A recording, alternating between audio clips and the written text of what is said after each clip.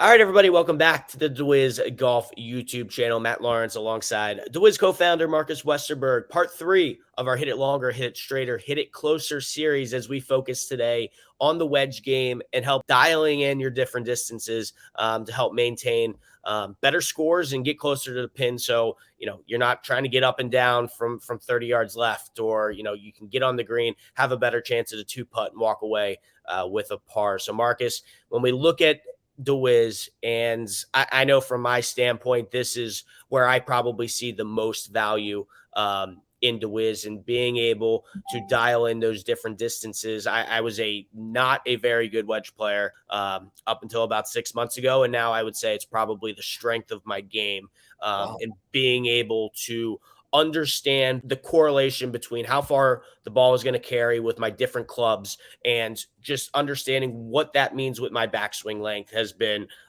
very vital to me. Well, this is what we hear from many of our deWiz users, that they thought that this wedges feature only was for the elite players, but it's not. And again, going back to what is the challenge on the approach shots? The challenge is hitting it the right distance. And you hit it the right distance with controlling. Yes, you have to control the impact, but you need to have the same club at speed. And that's why controlling your length of backswing is so important. Just knowing that your half swing is 100 centimeters or 40 inches, and just grinding that in. And what we see with the club golfer just having one non-full swing that they control is huge asset. And then you can add what we call in the app gears. Like in the car, the first gear is the slowest gear that goes the shortest distance, and you can add 3, and then you have different wedges. All of a sudden you have a system for all your wedges, and that's what the pros do and have done for a long time. But they have called it the half swing, the 3/4 swing, the 9 o'clock, the 10 o'clock, hip height, shoulder height, whatever. Now we have an exact number on it, so when you practice with deWiz this wedges, you know that you're hitting your number. If you go back on our page, I believe it was back in March, we sat down with Ben Pellicani, who's a coach down in Tennessee, and he talked about the power of deWiz that he uses in wedge game and how he uses it in his teachings. So go check that out if you haven't already. He also talks a lot about what we're going to be talking about today. But I bring him up because I actually I had a conversation with him the other day, and he had me make these charts for him that he's going to put in the bag of all of his players. And basically what it is, and I'll overlay it on the screen right now for our viewers to get a sense, but basically it's 3 different backswing lengths that his players have been able to, in his words, own. So they own the 100 centimeter backswing, the 115, and the 130. And what he does is along the top, you have the 4 wedges. So I believe it's 60, 56, 52, and a pitching wedge. And then in the chart, he has the carry distance for each of them. So when you're on the course and, you're 75 yards out, okay, maybe 75 yards out, I have to carry a bunker in front. This is the number. Okay, this is the club, and this is the backswing length. And that is how he's been communicating with his players to dial in those different distances. And it's all just written right there in the chart, which I think is a great tool that people can use once they have an understanding of their backswing lengths with their different wedges and how far those different shots go. You can then take that to the course, and in your mind, it's okay, 80 yards out, this is my 120 centimeter 56 degree, or whatever your numbers are for you. That is such a powerful tool. Yes. And this is what the pros have done forever. They have their books, they have their yardage books, and inside the book, they have their wedge distances, and their caddies know exactly, and they know exactly. So this shot is X number of yards. So we're using this kind of swing and this kind of club to get it there. And Ben works a lot with this. And I want to bring up also Annika Sörenstam, who has been a phenomenal wedge player all of her career. She's been phenomenal every part of the game. But like what she likes to say is that her wedge game has been her strength. Target 33 inches. Result 34.7 inches. And that to lay up on a par 5 and still get a very short birdie putt. And she always worked those length of backswings. And now she has a true number on how long that backswing were. And what's interesting about the length of backswing is that feel in the game of golf works up to around 25, 30 yards. Above that, it's hard to feel a distance. I mean, you can kind of feel a 75-yard shot, but it's not going to be as accurate as knowing how to control the swing on a 75-yard shot, because there's so much information coming into your eyes in that long distance.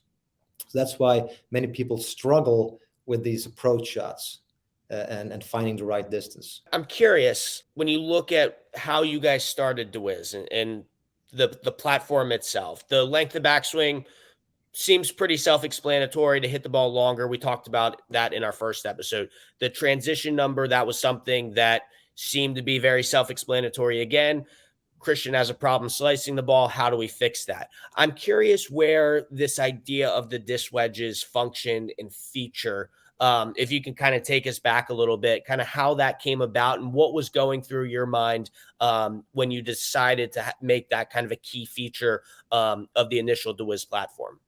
So basically, when we realized that we could measure the length of the backswing in a distance measurement like inches or centimeters, it came naturally because I know how many club golfers and elite players struggle with their approach shots, getting the right distance. And so it was kind of a natural. Can we now make this half swing or 9 o'clock swing or whatever it used to be? Can we now make it in a real tangible number? 102 centimeters. Result 102 centimeters. Full score. And the answer was yes, and that's how the disc wedges feature came about. And I was really happy when we realized that. And what's interesting is that what I see when they control their length of backswing, they also control their swing mechanics more. They become less loose and fidgety and more of a solid coordinated golf swing. So I think that's a bonus. And I think that applies to most, because when you're trying to get there, you don't fiddle around. You go there and then you go down. So yes, I do work a lot with the disc wedges with my players. So the last thing is, we get a lot of questions about, how do I set my gears? How do I get an understanding of what those numbers should be for gear 1, gear 2, gear 3? What would your suggestion for them be, or any tips to get an understanding of, how to set those gears for the disc wedges feature? Well, I'd say if you're a medium handicap, around 15 to 20, try to get one non-full swing, and that would be about 75-80% of your full swing. So let's say your full swing is 130 centimeters, 80%, that would be about 104. So let's say 105 centimeters for that, and learn that swing. Learn that one wedge swing.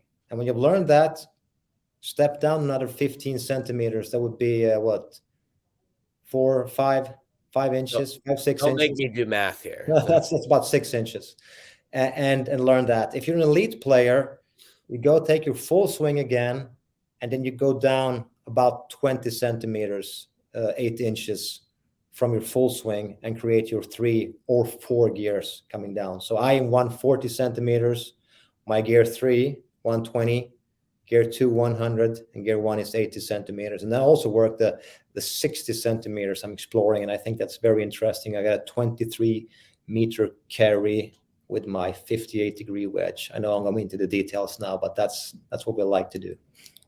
And the first time, or if you have the ability to work with a launch monitor simultaneously with this, it even helps out and makes it that much more effective, right? Correct? I tell you what, I just spoke to one of our tour players, and she said that she really likes that she doesn't need to use a launch monitor. She doesn't even need to have a good practice area on the tournaments, because she knows that she always recalibrates and checks her distances once in a while with a launch monitor. But then she knows that, okay, I got my 50 degree and my 90 centimeter backswing is X meters of carry. And she's confident in that, and just practices those distance length of backswings, and knows what the carry distance is because she's done it before. But again, yes, it's good. Learn your length of backswings, go on a launch monitor, or even just measure your carry, and you will have the chart that Matt has made, put it in your bag, and that's a good weapon. That's a good weapon in your Saturday foursome or any tournament or practice round. Yeah, we'll plug that. If you are interested in the chart that I showed earlier, I'll overlay it once again here. If you want one of those, feel free to reach out to me, matt@dewiz.com. I can customize it for you with your name. If you want a logo on it somewhere, feel free to reach out to me, and I can get one of those for you, for your team, or for your students, if you want one of those. Marcus, anything else you want to touch on about hitting the ball closer before we get out of here? Yeah, just get that one wedge swing that you control. It's going to make a huge difference, because then you know this club with this swing carries this far. It's going to give you a completely different confidence in your approach game. Where I see many golfers, good handicap golfers, they're really good at full swings, but when it comes to the distance wedges, they can suffer tremendously. And like one of our tour players said, that once he learned just to control the length of backswing, his confidence grew just by knowing that, instead of having to feel all the time like, okay, I'm going 58 yards now and I'm going 74 yards now. And that kind of brings in that insecurity. And we take that away by knowing the length of backswing and knowing your carry. So just learn one, and then you can add another and see what that does for your game. That's all for part 3 of our longer, straighter, closer series. If you haven't already, check out part 1, hitting it longer, part 2, hitting it straighter. As always, like and subscribe to our YouTube channel. It'll help us be able to get more great guests on these webinars. It's just been Marcus and I the last 3 weeks, but we're going to start bringing in some guests over the next couple of weeks for our upcoming webinar series. Marcus, as always, thanks so much for the time, and I look forward to seeing you next week. Thank you, Matt.